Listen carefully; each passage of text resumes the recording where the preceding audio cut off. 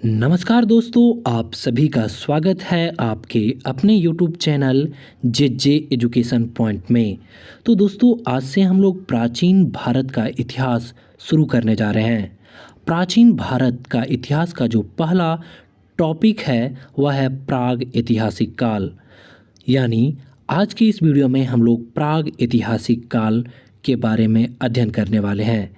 इसके अंतर्गत हम लोग पाषाण काल, ताम्रकाल, पुरापाषाण काल, मध्यपाषाण काल और नवपाषाण काल के बारे में डिटेल्स में पढ़ने वाले हैं। तो बने रहिए वीडियो के लास्ट तक। और अगर आपको ये वीडियो पसंद आए तो वीडियो को एक लाइक और चैनल को सब्सक्राइब जरूर कर ले। तो चलिए बिना देरी के वीडियो को शुरू करते हैं। तो चलिए शुरू करते हैं प्राचीन भारत का इतिहास। तो इतिहास क्या होता है, सबसे पहले हम इसको समझते हैं। तो अतीत में घटित घटनाओं का विवरण को ही इतिहास कहते हैं। अतीत में यानी बीते हुए समय में जो भी घटना हुए हैं, ठीक है, उसका विवरण को ही इतिहास कहते हैं।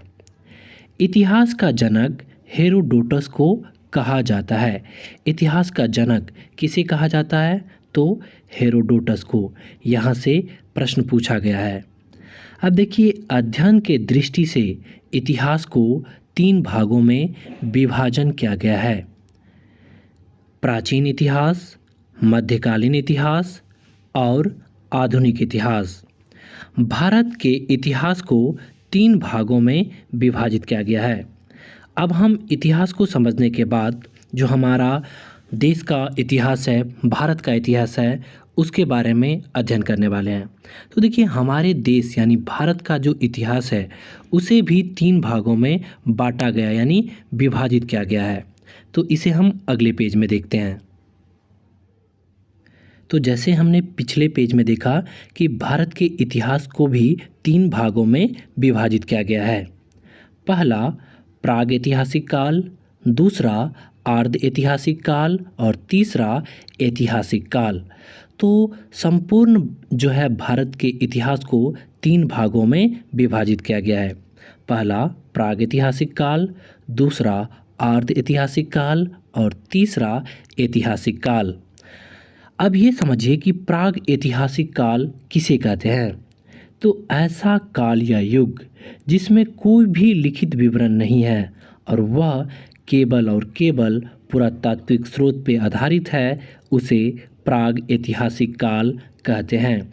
यानी ऐसा काल या युग जिसमें कोई भी लिखित विवरण नहीं है और केवल वह पुरातात्विक स्रोत पर आधारित है, ऐसे काल या युग को प्राग ऐतिहासिक काल कहते हैं। इसके बाद है आर्ध ऐतिहासिक काल। तो आर्ध ऐतिहासिक काल या युग किसे कहते हैं? तो इस युग में जो है लिखित विवरण तो है पर उसे अभी तक पढ़ा नहीं जा सका। ऐसे काल या युग को आर्ध ऐतिहासिक काल कहते हैं। और तीसरा है ऐतिहासिक काल। तो ऐसा काल या युग जिसमें लिखित विवरण है और उसे पढ़ा भी जा सका है, ऐसे काल या युग को ऐतिहासिक काल कहते हैं। अब देखिए, प्राग ऐतिहासिक काल का उदाहरण जैसे पाषाण काल। पाषाण काल जो है वह प्राग ऐतिहासिक काल के उदाहरण है, क्योंकि इस काल में कोई भी लिखित विवरण नहीं है और यहाँ पे जो भी साक्ष्य मिले हैं वह सारा पुरातात्विक स्रोत से प्राप्त हुआ है। इसके बाद सेकेंड जो आर्ध ऐतिहासिक काल का उदाहरण जो है वह है सिंधु घाटी की सभ्यता। तो सिंधु घाटी सभ्यता में लिखित विवरण तो प्राप्त हुआ है पर उसे अभी तक पढ़ा नहीं जा सका, इसलिए सिंधु घाटी सभ्यता को आर्ध ऐतिहासिक कालीन सभ्यता भी कहते हैं, जो कि हम अगले वीडियो में पढ़ेंगे सिंधु घाटी सभ्यता के बारे में। तब मैं आपको डीपली बताऊंगा इसके बारे में। और इसके बाद है ऐतिहासिक काल। तो ऐतिहासिक काल का उदाहरण वैदिक काल, मौर्य काल, यहाँ से लेकर आज तक के काल, क्योंकि इन सभी में जो है वह लिखित विवरण है और उसे पढ़ा भी जा सका है। ठीक है, तो चलिए अब आगे समझते हैं। तो जैसे हमने बेसिक चीज़ों को देख लिया और आज का जो हमारा टॉपिक रहेगा वो है प्राग ऐतिहासिक काल, क्योंकि आज हम प्राग ऐतिहासिक काल के अंतर्गत पाषाण काल के बारे में पढ़ने वाले हैं। तो आज का जो हमारा टॉपिक रहेगा वो क्या रहेगा, तो प्राग ऐतिहासिक काल। अब देखिए, प्राग ऐतिहासिक काल को भी दो भागों में विभाजित किया गया है। पहला पाषाण काल और दूसरा ताम्रकाल। अब देखिए, पाषाण काल किसे कहते हैं इसे समझिए। जिस युग में पत्थरों से बने उपकरण का उपयोग किया जाता था उसे पाषाण काल कहते हैं। यानी ऐसा युग या काल जिसमें पत्थरों के बने उपकरण का उपयोग या प्रयोग किया जाता था उसे ही पाषाण काल कहते हैं। पाषाण का मतलब होता है पत्थर, यानी पत्थरों का काल। और सेकेंड है हमारा ताम्रकाल। तो देखिए, जिस युग में तांबे के उपकरण का प्रयोग होने लगा उसे ताम्रकाल कहते हैं। यानी जिस युग में तांबे का प्रयोग होने लगा, उससे बने उपकरण का उपयोग होने लगा, उसे ताम्रकाल कहते हैं। ठीक है। अब देखिए, पाषाण काल को भी तीन भागों में विभाजित किया गया है। पहला पूरा पाषाण काल, दूसरा मध्य पाषाण काल और तीसरा नव पाषाण काल। यानी पाषाण काल को भी कितने भागों में विभाजित किया गया है, तो तीन भागों में। पूरा पाषाण काल, मध्य पाषाण काल और नव पाषाण काल। अब हम तीनों के बारे में एक एक करके अध्ययन करेंगे, लेकिन इससे पहले हम कुछ बेसिक पॉइंट जो है उनको भी देख लेते हैं अगले पेज पे। पूरा पाषाण काल, मध्य पाषाण काल और नव पाषाण काल को समझने से पहले कुछ पॉइंट देख लेते हैं।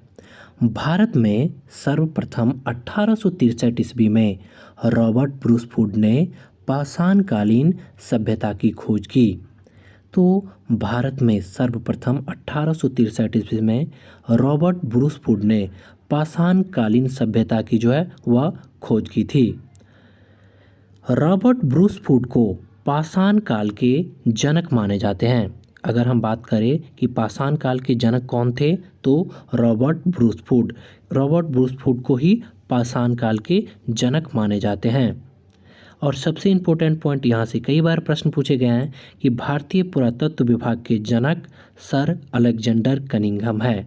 भारतीय पुरातत्व विभाग के जनक कौन है, तो सर अलेक्जेंडर कनिंघम।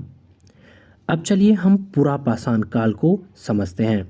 तो देखिए, माना जाता है कि सबसे अधिक समय तक मानव इस काल में ही रहा था। पूरा पाषाण काल में माना जाता है कि सबसे अधिक समय अगर मानव ने किसी काल में व्यतीत किया था तो वह पूरा पाषाण काल था।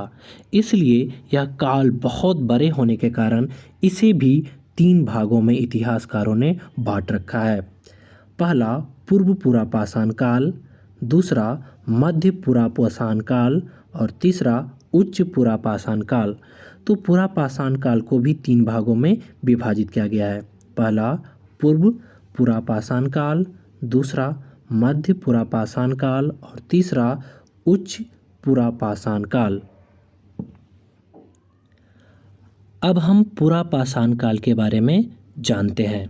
तो देखिए, पूरा पाषाण काल का समय यानी काल की बात करें तो 20 लाख ईसा पूर्व से 12,000 ईसा पूर्व तक का इसका जो है वह समय था। इसका जो काल यानी टाइम के बारे में बात करें तो 20 लाख ईसा पूर्व से 12,000 ईसा पूर्व तक का यह काल का समय रहा था पूरा पाषाण काल का। इस समय का जो जीविका का आधार था वह क्या था, तो इस समय का जो जीविका का आधार था वह आखेटक थे, यानी शिकारी एवं खाद्य संग्राहक थे। वह शिकार पे निर्भर करते थे, खाद्य संग्राहक थे, यही उनका जो है जीविका का आधार था। इसके बाद इनका जीवन शैली कैसा था, तो इनका जो जीवन शैली था वह अस्थायी जीवन शैली था, क्योंकि यह भोजनों के तलाश में, शिकारों के तलाश में एक जगह से दूसरे जगह तक भटकते रहते थे। यानी इनका जो जीवन का शैली था वह अस्थायी जीवन शैली था, क्योंकि ये अपने भोजनों की तलाश में एक स्थान से दूसरे स्थान पर भटकते रहते थे। इस समय के औजार, कौन कौन से औजार का प्रयोग किया जाता था, तो पत्थरों का औजार का प्रयोग किया जाता था, क्योंकि पाषाण का मतलब होता है पत्थरों। तो इस युग में पत्थरों का जो औजार का प्रयोग किया जाता था, उनका जो बना हुआ औजार था कुल्हाड़ी, ग्रासा। जो पत्थरों का बना हुआ था क्या था? कुल्हाड़ी और ग्रासा। सबसे इम्पोर्टेंट चीज़ है खोज, क्योंकि यहाँ से प्रश्न पूछे गए हैं कि पूरा पाषाण काल में किसका खोज हुआ था। तो पूरा पाषाण काल में जो खोज हुआ था वह आग का खोज हुआ था, जो कि सबसे महत्वपूर्ण है। कई बार एग्जाम में प्रश्न पूछा गया है कि आग का खोज किस काल या किस युग में हुआ है, तो पूरा पाषाण काल या पूरा पाषाण युग में। अब हम पूरा पाषाण काल के महत्वपूर्ण स्थल और वहाँ से प्राप्त अवशेष के बारे में जानेंगे। तो सबसे पहला है अतिरमपक्कम और हथनौरा। अतिरमपक्कम और हथनौरा, यहाँ से मानव खोपड़ी एवं कंकाल का पहला साक्ष्य मिला है। कई बार एग्जाम में पूछा जाता है कि अतिरमपक्कम और हथनौरा से क्या जो है साक्ष्य प्राप्त हुआ है पूरा पाषाण काल का। तो यहाँ से जो है मानव की खोपड़ी एवं कंकाल का जो है पहला साक्ष्य मिला है। सेकेंड है भीमबेटका और नर्मदा घाटी। भीमबेटका और नर्मदा घाटी से क्या साक्ष्य प्राप्त हुआ है? तो यहाँ से गुफा में चित्रकारी का प्राचीन साक्ष्य मिला है। भीमबेटका और नर्मदा घाटी से जो है वह गुफा में चित्रकारी का प्राचीन साक्ष्य प्राप्त हुआ है या मिला है। इसके बाद तीसरा है महत्वपूर्ण मिर्ज़ापुर। यहाँ से तीनों काल के औजार मिले हैं। मिर्ज़ापुर से जो है वह तीनों युग के, यानी पूरा पाषाण युग, मध्य पाषाण युग और नवपाषाण युग, तीनों युग या तीनों काल के जो है वह औजार प्राप्त हुए हैं। ठीक है, अब चलिए हम अगले पेज पे मध्य पाषाण काल के बारे में समझते हैं। मध्य पाषाण काल, तो मध्य पाषाण काल में का जो समय है यानी काल है वह है 12,000 ईसा पूर्व से 1,000 ईसा पूर्व तक। जो मध्य पाषाण काल का समय यानी टाइम है वो कितना है? तो 12,000 ईसा पूर्व से 1,000 ईसा पूर्व तक। इस समय का जो जीविका का आधार था वह भी आखेटक ही था, यानी शिकारी एवं खाद्य संग्राहक ही थे। परंतु पशुपालन की शुरुआत हो गया। काफ़ी महत्वपूर्ण यहाँ से पॉइंट है कि पशुपालन की शुरुआत कब हुआ था? तो मध्य पाषाण काल में। कई बार प्रश्न पूछा गया है कि पशुपालन की शुरुआत किस काल या किस युग में हुआ था? तो मध्य पाषाण युग या मध्य पाषाण काल में। और ये बहुत VVI पॉइंट आप यहाँ लिख सकते हो कि पहला पालतू पशु कुत्ता था। ठीक है, कई बार एग्जाम में पूछा गया है कि मानव के द्वारा सबसे पहला पालतू पशु कौन सा था? तो कुत्ता था। इसके बाद जीवन शैली, यहाँ के जीवन शैली कैसी थी, यानी मध्य पाषाण काल में लोगों का जीवन शैली कैसा था? तो यहाँ भी अस्थायी जीवन शैली थी। लोग एक स्थान से दूसरे स्थान पर भटकते थे, परंतु अस्थायी जीवन शैली अभी तक नहीं हुआ था। लोग वही शिकार के तलाश में, भोजनों के तलाश में एक जगह से दूसरे जगह तक भटकते रहते थे। अब औजार, यानी मध्य पाषाण काल में किस तरह के औजार का प्रयोग किया जाता था? तो माइक्रोलीथ एवं सूक्ष्म उपकरण, माइक्रोलीथ और छोटे छोटे जो है औजार का प्रयोग होना चालू हो गया था मध्य पाषाण काल में। खोज के संबंध में बात करें मध्य पाषाण काल में, तो आग का प्रयोग जो है वह मानव मध्य पाषाण काल में स्टार्ट किया। आग का जो खोज है वह पूरा पाषाण काल में ही हो गया था, लेकिन आग का जो प्रयोग है वह जाके मध्य पाषाण काल में शुरू हुआ कि आग का प्रयोग क्या करना है। आग का प्रयोग जानवरों को डराने के लिए करते थे, जो खाने पकाने के लिए करते थे। तो आग का प्रयोग जो है वो बेसिकली मध्य पाषाण काल में शुरू हुआ। अब हम मध्य पाषाण काल के महत्वपूर्ण स्थल और वहाँ से जो प्राप्त अवशेष है उसके बारे में अध्ययन करते हैं। तो सबसे पहले है बागोर। बागोर जो राजस्थान में स्थित है, यहाँ से सबसे बड़ा मध्य पाषाण कालीन आवास मिला है। बागोर जो राजस्थान में स्थित है, यहाँ से सबसे बड़ा मध्य पाषाण कालीन जो है वह आवास प्राप्त हुआ है। सेकेंड है चौपानी मांडो, जो कि उत्तर प्रदेश में स्थित है। यहाँ से मृदभांड के प्राचीन साक्ष्य मिले हैं। चौपानी मांडो यानी जो उत्तर प्रदेश में स्थित है, यहाँ से मृदभांड के जो है सबसे प्राचीन साक्ष्य मिला है। इसके बाद थर्ड है सराय नहर राय, जो कि उत्तर प्रदेश में स्थित है। यहाँ से एक ही कब्र में 3 कंकाल प्राप्त हुए हैं। सराय नहर राय जो कि उत्तर प्रदेश में स्थित है, यहाँ से एक ही कब्र में जो है वह 3 कंकाल प्राप्त हुए हैं। और 4 है आदमगढ़। आदमगढ़ यानी मध्य प्रदेश में ये स्थित है। यहाँ से पशुपालन का प्रथम साक्ष्य यहीं से प्राप्त हुआ है। पशुपालन का जो प्रथम साक्ष्य है वह आदमगढ़ जो कि मध्य प्रदेश में स्थित है वहीं से यह प्राप्त हुआ है। ठीक है, अब चलिए हम नवपाषाण काल के बारे में अध्ययन करते हैं। अब हम लोग नवपाषाण काल के बारे में अध्ययन करेंगे। तो यह जो नवपाषाण काल है वह क्रांतिकारी काल के रूप में भी जाना जाता है, क्योंकि यहाँ पे जो है मानवों का जीवन शैली बिल्कुल ही चेंज हो गया। तो चलिए नवपाषाण काल के बारे में अध्ययन करते हैं। तो सबसे पहले हम इसके समय यानी काल के बारे में जानेंगे। तो इसका जो समय है वह 10,000 ईसा पूर्व से 3,000 ईसा पूर्व तक का काल नवपाषाण काल का समय रहा है। इस समय का जो जीविका का आधार था वह आखेटक यानी शिकारी, खाद्य संग्राहक, पशुपालन और कृषि की शुरुआत। सबसे जो महत्वपूर्ण पॉइंट है कृषि की शुरुआत, पशुपालन की शुरुआत तो आपको पता है कि मध्यपाषाण काल में ही हो गया, लेकिन नवपाषाण काल में पशुपालन की शुरुआत के साथ साथ जो है मानव कृषि करना भी प्रारंभ कर दिया। और यहाँ से कई बार प्रश्न पूछा जाता है, पहला फसल कौन था? तो जौ और गेहूँ, मानव के द्वारा उपजाया गया पहला फसल जो है जौ और गेहूँ था। इस समय अगर हम बात करें जीवन शैली की, तो जब मानव ने कृषि का प्रारंभ कर लिया तो इन्हें एक जगह पे रुकना पड़ा।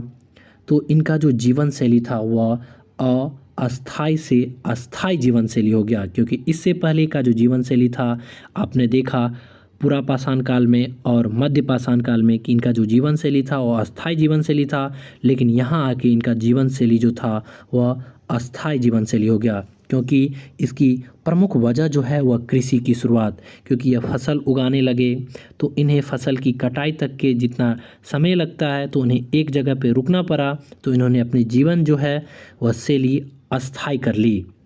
इस समय औजार की बात करें तो पत्थरों के बने की औजार का प्रयोग करते थे, क्योंकि उस समय कोई भी धातु का खोज नहीं हुआ था, तो ये लोग पत्थरों के जो बने औजार थे उन्हीं का प्रयोग करते थे। मानव के द्वारा खोजा गया पहला धातु जो है तांबा था, क्योंकि ये भी कई बार प्रश्न पूछा गया है कि मानव के द्वारा खोजा गया पहला धातु कौन सा था, तो तांबा था। और इस काल में यानी नवपाषाण काल में जो सबसे महत्वपूर्ण चीज़ है खोज, तो नवपाषाण काल में जो खोज हुआ था वह पहिए का आविष्कार हुआ था, जो कि काफ़ी महत्वपूर्ण है। और यहाँ से भी कई बार प्रश्न पूछा गया है कि नवपाषाण काल में किसका खोज हुआ था, तो पहिए का, या पहिए का आविष्कार किस काल में हुआ था, तो नवपाषाण काल में। तो यहाँ पे पहिए का आविष्कार हो गया, तो जो सामान ढोने के लिए जानवरों का प्रयोग करते थे उसमें पहिए लगा करके गाड़ी बनाते थे, तो इनका जीवन जो है जो कठिन था वो आसान होते गया। अब हम नवपाषाण काल के महत्वपूर्ण स्थल और वहाँ से प्राप्त अवशेष के बारे में जानेंगे। तो सबसे पहला है मेहरगढ़ बलूचिस्तान, जो कि पाकिस्तान में स्थित है। यहाँ से 700 ईसा पूर्व कृषि का साक्ष्य मिला है। तो मेहरगढ़ जो कि बलूचिस्तान पाकिस्तान में स्थित है, यहाँ से 700 ईसा पूर्व कृषि का जो है साक्ष्य यानी प्रमाण मिला है। इसके बाद नेक्स्ट है कोल्डी हवा, यहाँ से 600 ईसा पूर्व चावल का साक्ष्य मिला है। कोल्डी हवा जो है यहाँ से 600 ईसा पूर्व जो है वह चावल के प्रमाण मिले हैं, साक्ष्य मिले हैं। इसके बाद नेक्स्ट है बुर्जहोम कश्मीर, जो कि जम्मू कश्मीर में स्थित है। यहाँ कब्र में मालिक के साथ साथ कुत्तों को दफनाने का साक्ष्य मिला है। बुर्जहोम जो कि कश्मीर में स्थित है, यहाँ से जो है मालिक के साथ साथ कुत्तों को भी दफनाने का साक्ष्य मिला है कब्र में एक ही साथ। तो यहाँ से भी कई बार प्रश्न पूछा गया है कि कहाँ से कब्र में मालिक के साथ साथ कुत्तों को दफनाने का साक्ष्य या अवशेष प्राप्त हुआ है, तो बुर्जहोम कश्मीर से। इसके बाद नेक्स्ट है चिराद, जो कि बिहार में स्थित है। यहाँ से हड्डी के उपकरण मिले हैं। जो नवपाषाण काल के हड्डी के उपकरण कहाँ से मिले हैं, तो चिराद जो कि बिहार में स्थित है यहाँ से। तो दोस्तों इस वीडियो में इतना ही। आप मुझे कमेंट करके ज़रूर बताइए कि आपको कैसा लगा ये वीडियो, और अगर आप चाहते हो कि मैं इसी तरह का वीडियो बनाऊं तो वो भी आप कमेंट करके मुझे बता सकते हो। और अगर आपको ये वीडियो पसंद आया हो तो अपने दोस्तों के साथ इस वीडियो को शेयर करना ना भूलें। मिलते हैं नेक्स्ट वीडियो में, तब तक के लिए जय हिंद जय भारत।